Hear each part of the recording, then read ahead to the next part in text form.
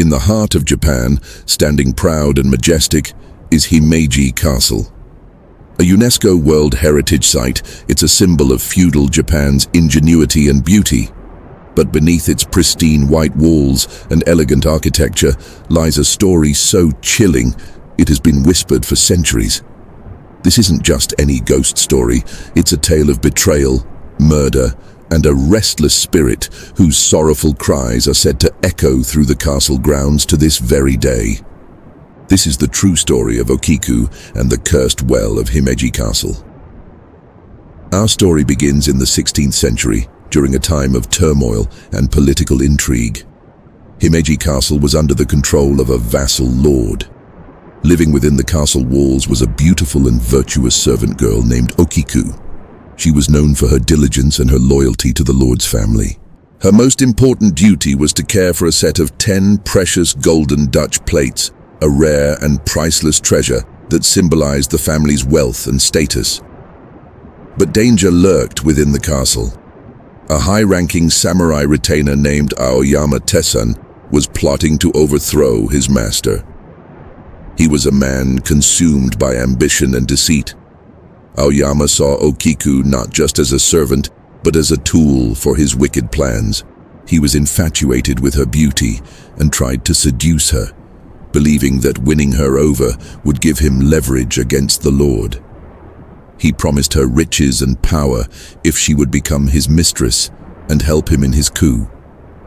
Day after day, Aoyama pressured her. But Okiku, steadfast and loyal, refused his advances every single time. Her heart belonged to her duty and her respect for the lord's family. She would not be swayed by his empty promises or his sinister charm. Aoyama's frustration grew into a cold, calculating rage. If he couldn't have her loyalty through persuasion, he would force it through fear. His mind twisted into a dark plan, a way to trap the innocent servant girl and break her spirit completely. One evening, Aoyama put his cruel plan into motion. He secretly hid one of the 10 precious golden plates. Later, he summoned Okiku and commanded her to bring the set for inspection. With a sense of dread she couldn't explain, Okiku went to the secure chest where the plates were kept. She counted them once, twice, 3 times. Her blood ran cold. 1, 2, 3, 4, 5, 6, 7, 8, 9. Only 9 plates. 1 was missing. Panic seized her. She frantically searched every corner of the room, her hands trembling. She knew the punishment for losing such a treasure would be severe, possibly even death. She counted again and again, hoping her eyes were deceiving her, but the result was always the same. 9. With a heavy heart and tears streaming down her face, she went to Aoyama to confess that one of the plates was gone. This was the moment Aoyama had been waiting for. He feigned shock and anger, accusing her of carelessness or worse, of stealing the plate herself. Okiku pleaded her innocence, her voice choked with sobs. Seeing her desperation, Aoyama revealed his true colors. He made her a final, sickening offer. He told her he knew where the plate was. If she would finally agree to be his and help him overthrow the Lord, he would find the missing plate and all would be forgiven. Even facing certain death, Okiku's integrity did not waver. She looked him in the eye and refused one last time. Her defiance was the final straw.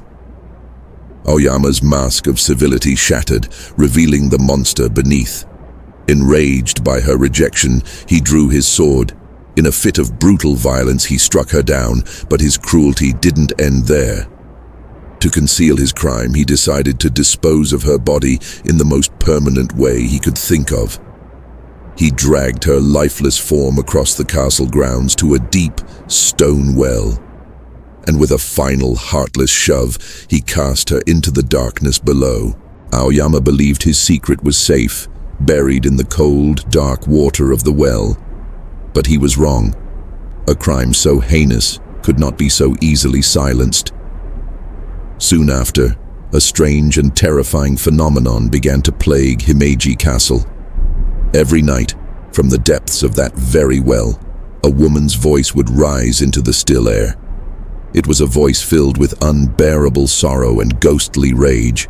The voice would slowly, hauntingly count: Ichimai, Nimai, Sanmai, Shimai, Gomai, Rokumai, Shichimai, Hachimai, Kumai. 1 plate, 2 plates, 3, all the way to 9. After counting to 9, the counting would stop, and a blood-curdling, agonizing shriek would rip through the night, a sound of pure despair for the missing 10th plate. Then, silence, only for the ghostly count to begin all over again, tormenting the castle's inhabitants until dawn. The ghost of Okiku, bound to the well by her tragic end, could find no peace. Her nightly cries were a constant reminder of Aoyama's treachery and her unjust death. The soldiers and servants were terrified. No one could sleep. The entire castle was gripped by fear. Aoyama's plot to overthrow the Lord was soon discovered, not by a confession, but by the relentless haunting that exposed the evil that had taken root within the castle walls.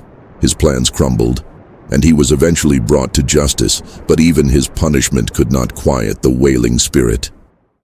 The story of Okiku spread like wildfire throughout Japan, becoming one of the country's most famous ghost tales, or kaiden.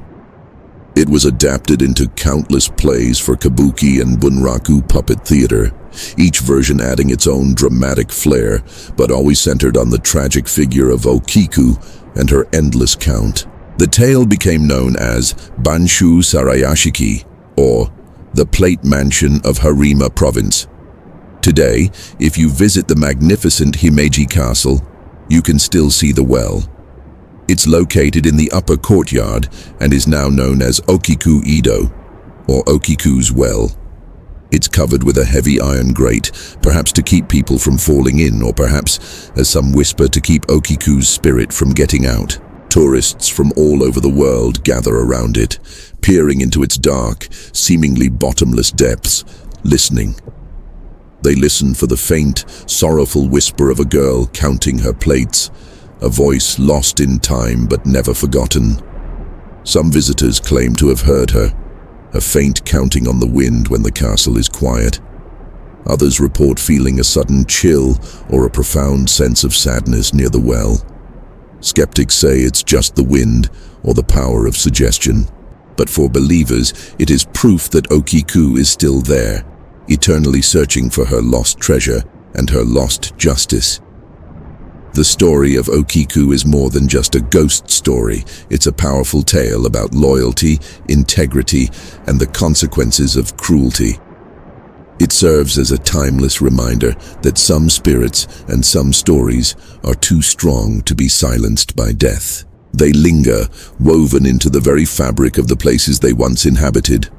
So, next time you hear a tale of a haunted place, remember Okiku. Remember the loyal servant girl whose spirit remains, counting into the night, a tragic phantom of Himeji Castle. Thank you so much for joining me on this journey into one of Japan's most enduring legends. If you enjoy tales of history and mystery, don't forget to like this video and subscribe to the channel for more stories from the shadows. What do you think? Is Okiku still counting? Let me know in the comments below. Until next time, stay curious.